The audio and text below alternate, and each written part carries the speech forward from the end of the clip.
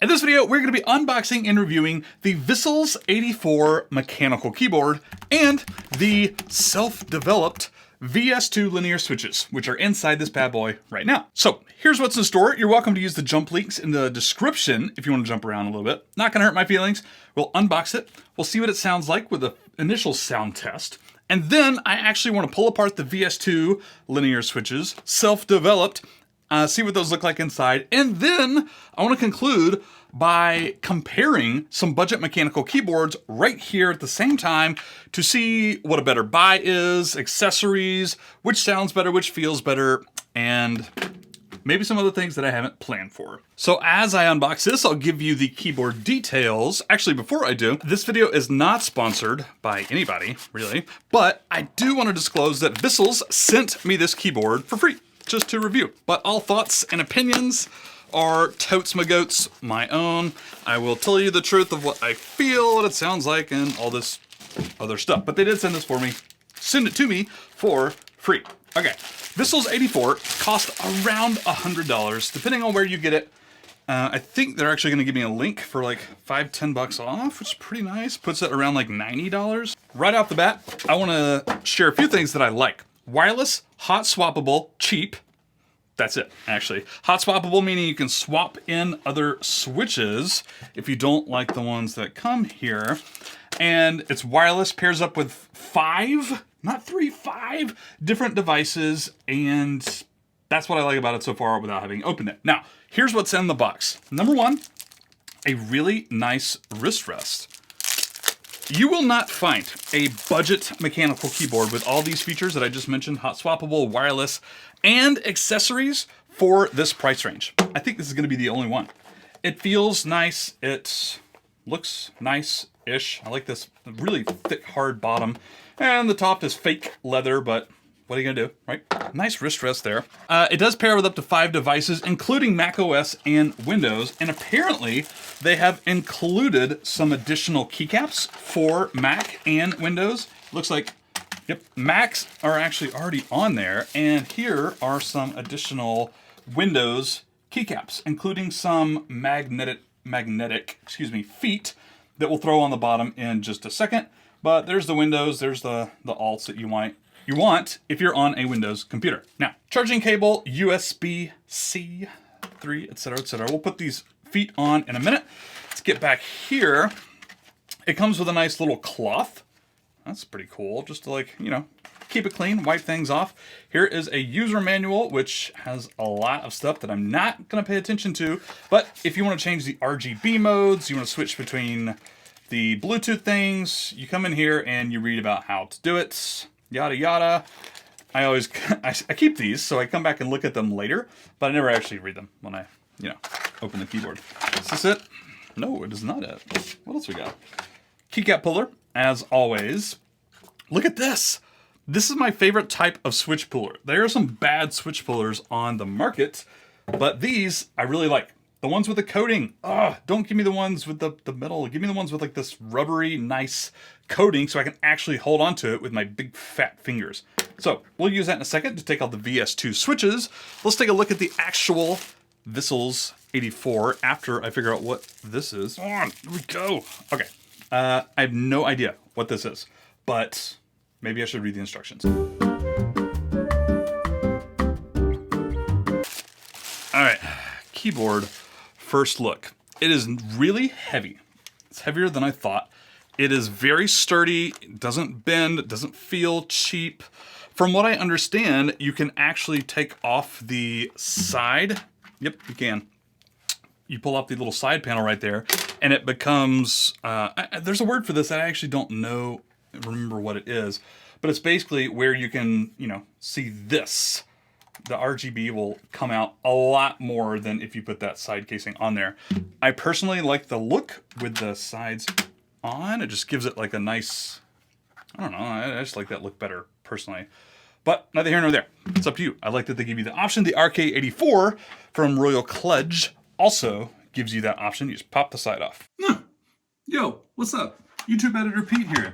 So, I released a YouTube short about the VS2 switches in this keyboard a couple of days ago, and I got a YouTube comment from Chronicle, by the way, thank you, The Vissles keyboard is just a rebrand of the RK84 if you look at the top edge of the keyboard, and so on and so forth. So they do look insanely similar, so I was like, you know what, he might actually be right. This is tricky. I'm going to reach out to Vissles support. So I did. I went out to my contact there, and here's what they said. The V84 is not a rebranded version of the RK84, but we're teaming up with the RK Royal Kludge team. The bass part is manufactured by the RK team, hence why it's pretty much the same thing. They provide OEM services. I have no idea what that is, so I had to Google it. Where it turns out, Royal Kludge manufactures the keyboards, or at least some parts of it. And so Vissles is relying on them to manufacture specifically the case.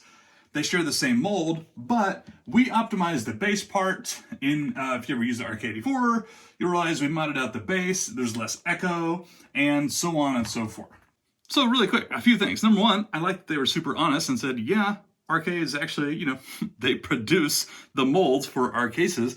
It is like the exact same case, and you can see the RK84 actually has the USB pass-throughs, but the other ones don't, and it's the same case for the most part, but I believe them when they say that it is still different. First of all, I modded this one and added extra foam in there, and this Vissles V84 is still way heavier. It's still heavier, despite the fact that I put different keycaps on it and I modded it, etc. It is heavier, it feels and sounds different. Even with different switches in there. Obviously, I also like these keycaps in the V84 way better than the ones that came with the Royal Kludge.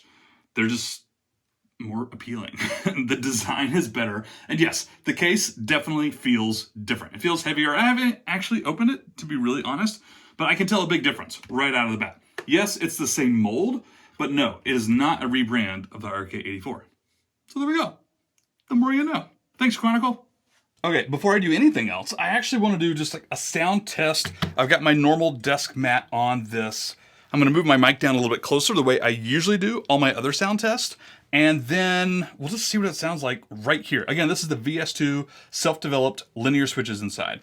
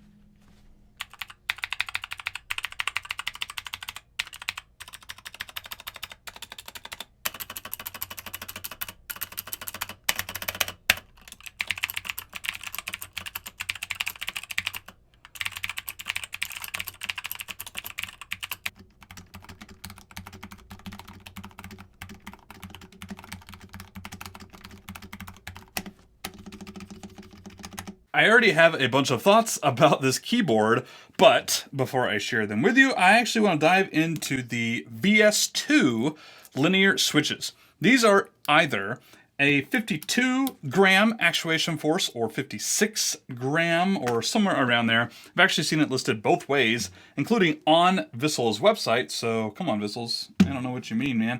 Anyways, it is a quote unquote self-developed linear switch. So I can get this bad guy out of there. I wasn't able to actually look up who manufactures this and makes this. I have a feeling it's not Vissles, of course, but I don't know who they actually contract out to. No idea. They feel really stiff and they sound muted, extremely muted, actually. I was blown away by how quiet this keyboard is. It's kind of ridiculous, actually. It doesn't fit a normal Kale style switch opener, which is really odd. I don't really know what's going on here. Self-developed. This will mean it's more difficult to lube. You'll probably have to get out the screwdrivers, see if I can do it with my fingernails. Okay, let's see if I can do it with my pocket knife.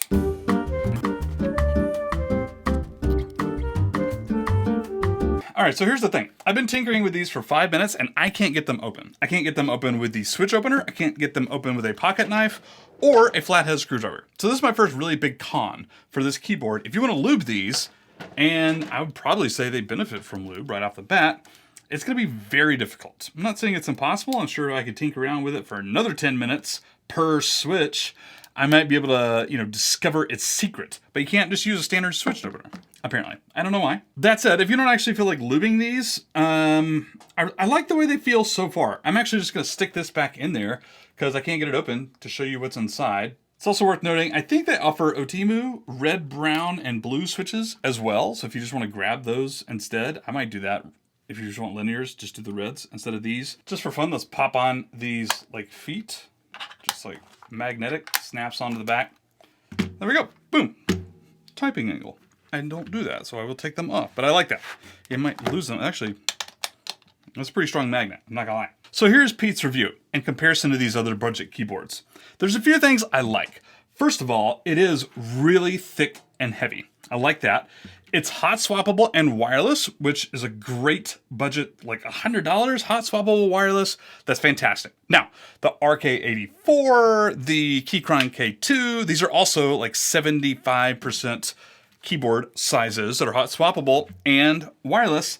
This one is definitely heavier and sturdier than those. I also personally love these double shot, I think they're double shot, PBT keycaps. They're very nice. And I like I think it's cherry profile or maybe OEM. I really don't know. I had to look. I'm sure you could look it up. But the keycaps that come with it are really nice. The VS2 linear switches are extremely muted. Very, very quiet and muted, which isn't personally my jam, but if you're into whatever sound this is, extremely muted and quiet, the VS2 linear switches are probably what you want to get. If you're not into that, I might suggest the OTEMU red, brown, or blue. Whatever other options they have, only because these VS2 switches are extremely difficult to take apart and therefore lube. If you wanted to lube these switches, more power to you. I would literally just stop. I would take them out. Luckily, it's hot swappable, so we can do that. And I would throw in, some other switches. Now, one downside to sound and feel. They feel nice, by the way, the VS2 linears. It's medium resistance, nothing to write home about. They're not too tough. They're not too heavy. They're not too light. They're fine. Now, other sound and feel stuff. The space bar, basically what the hell are they called? Stabilizers. The stabilizers on this keyboard, they feel budget. And quite frankly, they feel budget on the RK84. They feel budget on the K2. They feel budget on all of these other budget keyboards. They all have pretty, rattly stabilizers. They're all cheap stabilizers. And some come factory lubed and some don't. But these are no different, right? I don't think they're the best stabilizers ever, especially over here on the tab shift keys. They don't sound and feel that great. Not a huge deal. The spacebar is... it's okay. It's not great. It's a budget stabilizer, but it's not actually terrible. And considering that I haven't found a $100 keyboard that has out of the box amazing stabilizers, it's as good as you're gonna get for this price range. It works great. Connects really well, connects fast. It was already charged in the box when I got it. I didn't need to charge it up at all. On-off switch works really well. I really love cases that offer you this not low profile, but you know what I mean, uncovered look. I swear there's a name for it, but I never can exactly remember what it's called. Whoop. Sorry, Vissles. Doesn't matter, it's heavy duty, it's not gonna break. Heavy, looks great. I like the design. I love the white on black. You'd actually see this very often in budget keyboards. all white on black keycaps and a black base. Usually you see the white base if you're gonna get white keycaps. I like this contrast, I like this design. All right, so here's my final recommendation. I think this is a better keyboard for $100 than the Royal Kludge keyboard. Sorry, RK, I'm gonna put you aside. I think it is pretty on par with the Keychron keyboards, but there are pros and cons. It works really well with Mac, and it's wireless, and it's hot swappable, it pairs with a bunch of devices, and it just connects really well, and it's just built solid like a truck. You can say the same things for the Keychrons, but I think the Keychron case is set up a little bit differently where it's not angled as much, and that makes it very high profile, especially on the bottom half of the keyboard. I don't like that. I've never liked that about the thicker Keychron keyboards. I like that most of the Keychrons will offer you Gateron Pro switch options. Not all of them, but a lot of them will. This one does not. This one just has cheap Gateron Blues. And so I think switch options, Keychron probably wins. But I actually think the Vissles 84 is probably the better keyboard. It sounds more muted. It feels better than the K2. And I like the design better. It's angled more. It's a lot more ergonomic, if you will. And I just think it's probably a better keyboard. It's probably the best budget keyboard at $100. That said, I don't actually approve of the VS2 switches. I'm sorry, Vissles, but I don't. And I also don't like muted switches. If you like really soft muted switches, if you were gonna put like Cherry MX Silence, you don't need to bother with this keyboard, with the VS2s, because they're ridiculously muted. If that's your thing, you'll probably like that. If that's not your thing, you're probably going to buy separate switches or the Otimu Reds. What I would do is probably get the Vissles 84 with any of the switches really, and I would probably change out the switches to the Gateron Ink Blacks or Milky Yellows or Akko Silvers, if you're into linears, or the Glorious Pandas or the Texie Sapphires or the Boba U4Ts, if you're into tactiles, or the Box Jades or the Box Pinks from Kale, if you're into clickies. That's what I would do, and that would take this keyboard really far. Last thing, if you really wanted to make this like legit keyboard, take all that stuff out, unscrew the top, which I think is going to be really easy. I haven't actually pulled all the keycaps off yet, but I know this type of keyboard. Like I've seen this half a dozen times at this point. You just take off the plate and then change out the stabilizers. It probably wouldn't be that hard to do. You order some stabilizers on KBD fans, like get the Durox stabilizers or something like that. Lube them yourself, put them in here, put some decent switches in here, and this is like a really, really nice keyboard. It's wireless, it's hot swappable, pairs up very well and with up to 5 devices. And then it's just looks cool. It's a great design, simple design.